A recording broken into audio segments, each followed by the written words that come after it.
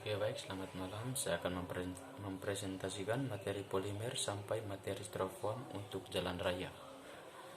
Sebelumnya, kita harus mengetahui definisi dari polimer.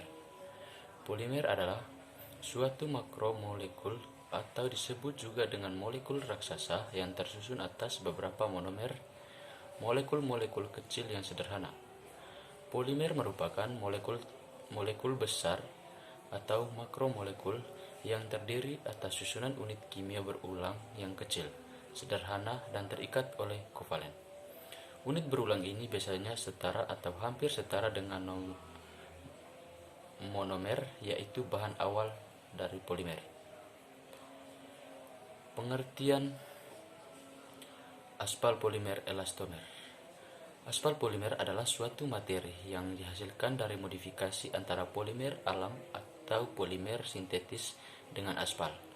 Modifikasi aspal polimer atau biasa disingkat dengan PMA telah dikembangkan selama beberapa dekade terakhir, umumnya dengan sedikit penambahan bahan polimer, biasanya sekitar 2-6%.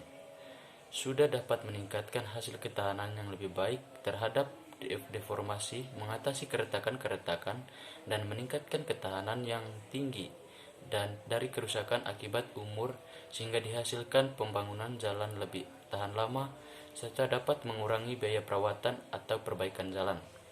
Penggunaan campuran polimer aspal merupakan tren yang semakin meningkat, tidak hanya karena faktor ekonomi, tetapi juga demi mendapatkan kualitas aspal yang lebih baik dan tahan lama.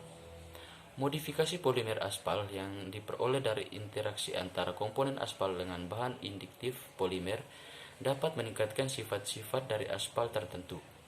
Dalam hal ini terlihat bahwa keterpaduan adiktif polimer yang sesuai dengan campuran aspal, penggunaan polimer sebagai bahan untuk memodifikasi aspal terus berkembang di dalam dekade terakhir. Elastomer, yaitu polimer yang memiliki sifat elastis, berupa kumpulan benda yang mempunyai sifat karet asli, karet vulkanisasi, karet olahan ulang, atau karet tiruan yang meregah apabila ditegang, berkekuatan meregang, mengerucut secara cepat dan pulih ke dimensi semula secara penuh. Contoh dari polimer elastomer: karet alam, getah asli, silikon, poliuretan, nespren, dan lain-lain. Kegunaan dari elastomer: 1. Permukaan yang bergesekan tinggi atau tidak licin, melindungi daripada kakisan atau lelasan. Isolator elektrik, isolator kejutan dan getah. 2. Aspal polimer plastomer. Salah satu teknologi dalam aspal adalah penambahan bahan polimer plastomer, dimaksud untuk meningkatkan sifat rheologi baik pada aspal keras dan sifat fisik campuran beraspal. Jenis polimer plastomer yang telah banyak digunakan antara lain adalah EVA, polipropilene, dan polipropilene. Persentase penambahan polimer ini ke dalam aspal keras juga harus ditentukan berdasarkan pengujian laboratorium, karena penambahan bahan tambahan sampai dengan batas tertentu penambahan ini dapat memperbaiki sifat-sifat rheologi aspal dan campuran, tetapi penambahan yang berlebihan justru akan memberikan pengaruh yang negatif. Kelebihan aspal modifikasi polimer: 1. Meningkatkan ketahanan terhadap suhu. 2. Meningkatkan ketahanan terhadap peretak. 3. Meningkatkan ketahanan terhadap deformasi plastis. 4. Meningkatkan nilai estetis recovery. 5. Meningkatkan nilai ketahanan terhadap air. 6. Meningkatkan nilai adensi dan kohesi. 7. Meningkatkan ketahanan terhadap oksidasi UV. Adapun kelemahannya: 1. Temperatur pencampuran tinggi.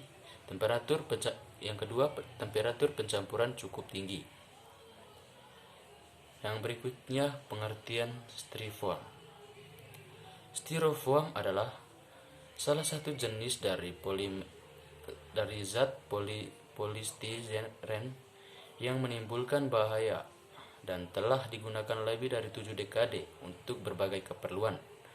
Proses pembuatan styrofoam melibatkan pencampuran gelembung udara sehingga dapat mengembang dan memiliki berat yang ringan seperti busa.